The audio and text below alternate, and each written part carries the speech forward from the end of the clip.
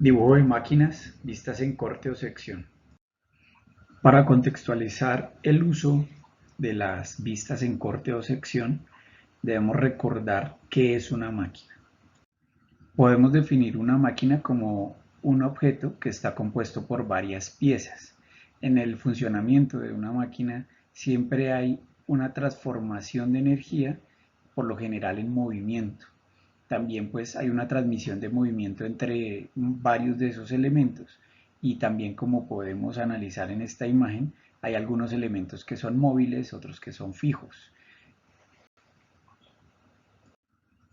Teniendo en cuenta estas condiciones de funcionamiento y específicamente el movimiento de sus elementos, la mayoría de las máquinas cuenta con una carcasa que cubre a sus piezas para evitar tener accidentes en el funcionamiento y también que sufra daños la máquina. En este caso tenemos aquí una bomba de diafragma. En este caso otros dos tipos de bomba que funcionan en las mismas condiciones. Una situación similar sucede en la turbina de un avión, la cual tiene varias piezas móviles que están cubiertas también por una carcasa.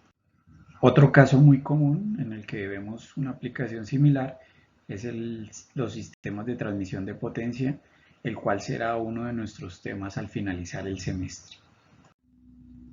En las imágenes anteriores vimos varios ejemplos de máquinas con carcasas que cubren los elementos móviles de la máquina como tal. En esta imagen podemos ver dos presentaciones de un motor eléctrico. En la parte derecha, un motor real que ha sido cortado para mostrar su parte interna. Esto normalmente se utiliza en aplicaciones académicas para explicar de mejor manera el funcionamiento del motor. En la parte izquierda de la diapositiva vemos un motor eléctrico, en este caso hecho con un software de diseño asistido por computador, y tiene la misma condición de un corte que nos permite observar los elementos internos, los componentes que tiene un motor eléctrico que permiten su funcionamiento. Ambas imágenes cumplen la misma función: proporcionar información respecto a los elementos que no podemos ver en condiciones normales, ya que la carcasa los está cubriendo. Una de las características importantes de este tipo de imágenes es que podemos diferenciar de los materiales que están compuestos las diferentes partes de esta máquina. En este caso podemos ver elementos en cobre, elementos en acero, algunos con unos recubrimientos muy normales como pinturas que permiten que no se desgaste fácilmente los componentes en su funcionamiento. A pesar de los ejemplos mostrados anteriormente, las vistas en corte no siempre están enfocadas en mostrar detalles de las máquinas ensambladas. La principal aplicación de estas vistas en corte se ve en los detalles que tenemos que mostrar en las piezas específicamente. En esta imagen podemos apreciar un ejemplo que nos permite ver que, aunque es una pieza sencilla, tiene algunos elementos internos que requieren de una vista en corte.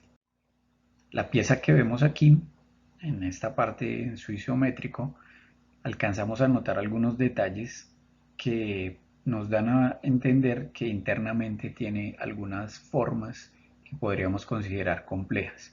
En esta vista, en la vista superior, podemos apreciar que hay algunos detalles aquí marcados con líneas de contornos invisibles.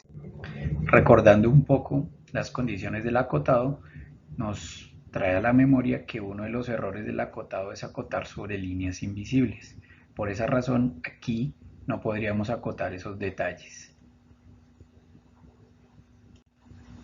Se hace necesario entonces tener una vista que nos lo permita, y en este caso sería la vista en corte, que una vez planteamos un plano de corte, tenemos esto como resultado de esta vista en corte, que nos permite tener esas líneas en contornos visibles. Esta es una de las características de este tipo de vistas, que transforma las líneas de contornos invisibles en líneas de contornos visibles y nos permite hacer un ejercicio de acotado en condiciones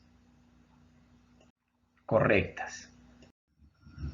Tenemos aquí otro ejemplo en donde claramente vemos la cantidad de detalles de contornos invisibles por las líneas que alcanzamos a notar acá en la parte de la vista superior y que sin una vista en corte sería imposible acotar.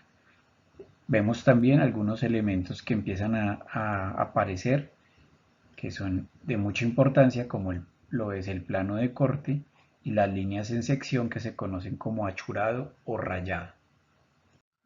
En la clase correspondiente al tema de vistas en corte o sección, se aclararán detalles de la forma correcta de representar estas vistas.